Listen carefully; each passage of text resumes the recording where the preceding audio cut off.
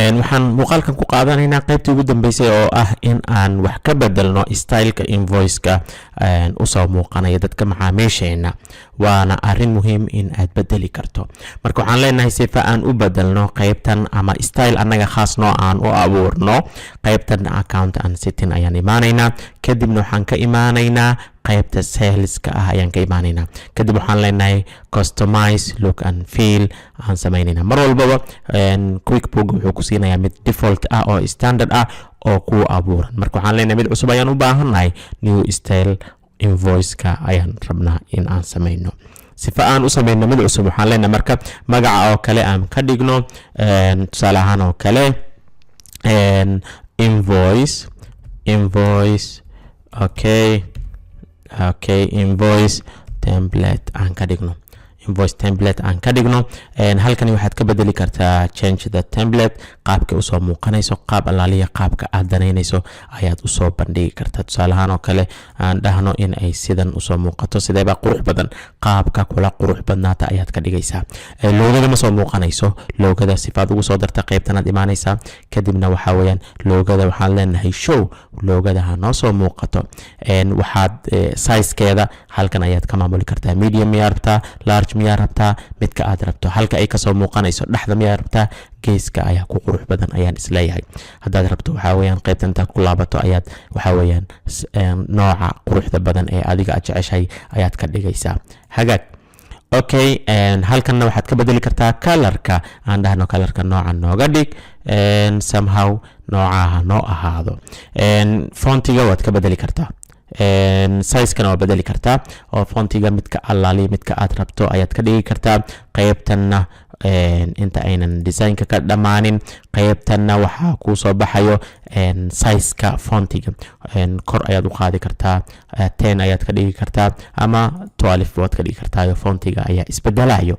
hagaag qaybtan ugu dambeysa marka waxaa weeyaan edit print setting-ka, in aad qaybaha korkore bidix midig in aad margin masaafo aad u dayso sifo haddii ay u dhacdo error inaad masaaxa u haysato marka aad print garaynayso. hagaag qaybta contentiga aan u imaano. contentiga markaad u imaato waxaa weeyaan waxaad samaynaysaa qayb walba oo ka mid ah ayaad bedeli kartaa. markaad ku dhufato halkan waa bedeli kartaa. discountiga ma rabtaa inay arkaan, depositka inay arkaan, estimate summary-ga, email and web only miyaa rabtaa inay arkaan. waxaa weeyaan waa bedbedelaysaa, qaabka aad rabto ayaad ka dhigaysaa. description-ka haddaad rabto waxaa weeyaan waad ka saari kartaa, qaab allaaliya qaabkaad rabta ayaad ka dhigi kartaa ee adiga kula qurux badan.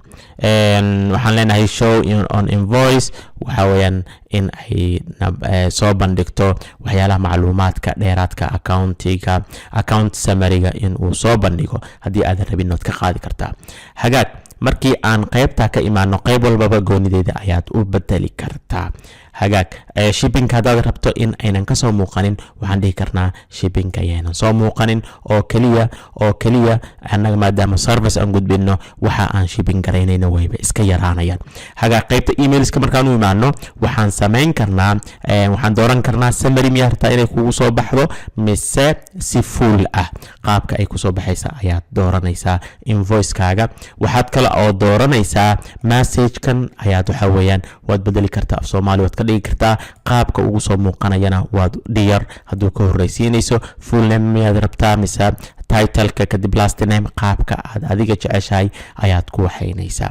emailskana email af Soomaali ah waad ku qoran kartaa.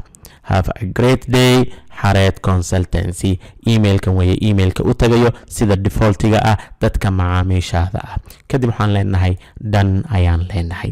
markii aad create garayso waxaa koo soo muuqanayo, aan refresh garayno all, aan refresh aan dhahno, aan ku laabano qaybtii accounting-ka, kadibna saleska aan sii tagno, kadibna aan kasii tagno customize-ka.